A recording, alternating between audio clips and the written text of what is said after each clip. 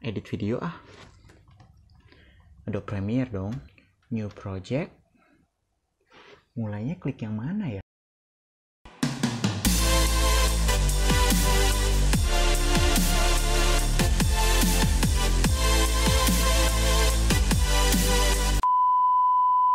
Hello, welcome back to Adise Edu Channel. Kali ini saya akan membuat tutorial tentang teknik dasar penggunaan Adobe Premiere. Oke, langsung saja check it out. Nah, di sini ketika kita buka window Adobe Premiere-nya, langsung akan terlihat beberapa panel ya. Di sini bahkan ada 1, 2, 3, 4, 5 panel. Ini kelihatannya intimidating ya. Jadi kita harus mulainya dari yang mana sih? Jadi pertama kita lihat dulu, pahami dulu panel-panelnya, kegunaannya untuk apa. Di sini di pojok kiri ini kita punya semacam explorer ya, jadi tempat kita library, tempat kita menaruh file-file yang akan kita edit menjadi video akhirnya nanti di sini. Jadi video bahannya, gambar-gambarnya, audio dan lain sebagainya itu kita tempatkan di sini. Kemudian di sebelah kanannya, di sini di tengah-tengah ini ada toolnya, ada selection tool, ada forward tool, ada razor tool untuk memotong dan lain sebagainya. Kemudian di sini ada timeline di sini atau lini masanya ya. Jadi kita banyak mengeditnya nanti di sini. Waktunya nanti akan muncul di sini. Kemudian kita memotong videonya di sini. Kemudian menambahkan audio dan lain sebagainya itu di timeline di sini. Kemudian ada efek di sini, bisa menambahkan berbagai efek, baik efek video maupun efek audio. Kemudian ada preview di sini, program no sequence ini preview ya. Jadi videonya bisa kita tampilkan di sini hasil dari editing kita. Kemudian di sini ada efek kontrolnya, ada lumetri scope-nya dan lain sebagainya. Biasanya di sini yang sering saya pakai sih efek kontrolnya. Jadi kita mengatur baik penempatannya, besar kecilnya, ataupun parameter-parameter dari efek yang kita tambahkan itu ada di window yang ini, di panel yang ini. Oke, langsung saja kita coba. Misalnya saya tambahkan sebuah video di sini. Jadi saya pilih, saya buka di file explorer biasa videonya, kemudian saya drag, seret ke library ini sini. Nah, maka ada tulisan importing, kemudian akan muncul videonya di sini. Kalau kalian punya bahan-bahan yang lain, misalnya gambar, audio dan lain sebagainya juga bisa ditambahkan di sini. Tinggal drag saja, seret ke sini. Kemudian selanjutnya langkah berikutnya apa? Video ini kita bawa ke kanan, ke timeline. Klik tahan, di drag, diseret ke kanan. Nah, di sini akan muncul apa ya? Di timelinenya ini akan muncul videonya. Jadi video bla bla bla bla MP4 ini. Kemudian di bawahnya ini ada semacam apa ini? Kurva ya, apa namanya, histogram. Nah, ini menandakan audionya.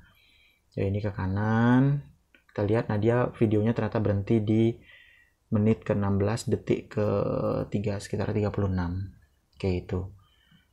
Kemudian bagaimana kalau mau menambahkan video lain atau gambar atau audio lain?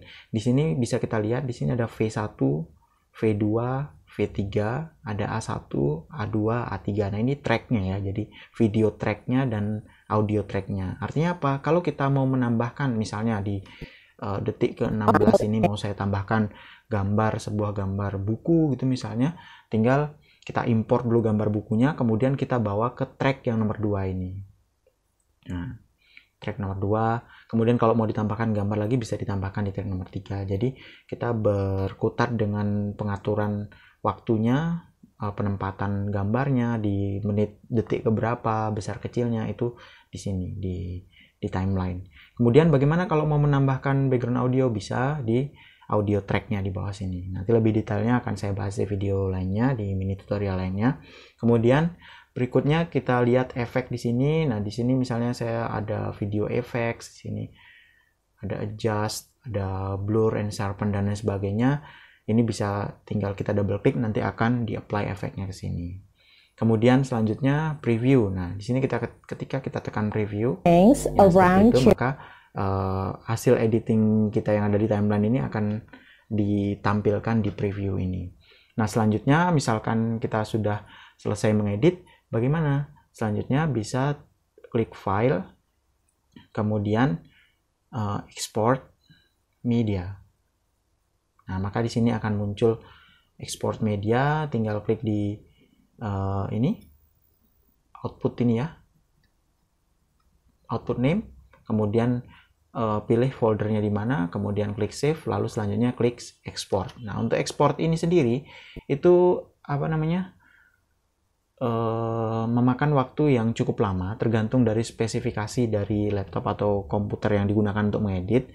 Sebagai gambaran, dengan menggunakan laptop saya ini, jadi Intel i5, kemudian RAM-nya 8GB dan sudah menggunakan SSD, itu kalau mengedit mengekspor video dengan durasi 16 menit seperti ini, biasanya kalau tanpa efek-efek yang berat ya, biasanya itu memakan waktu sekitar ya mungkin 10-15 menit lah waktu untuk merender ekspor videonya.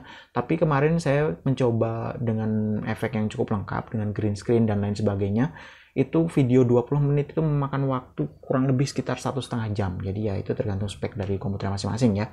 Semakin tinggi speknya maka waktu renderingnya semakin cepat. Tapi kalau speknya tidak terlalu tinggi, disarankan untuk menambah efeknya tidak terlalu banyak karena nanti waktu renderingnya bisa seharian penuh. Oke, mungkin itu dulu tutorial penggunaan dasar Premiere dari saya. Sampai ketemu di video berikutnya.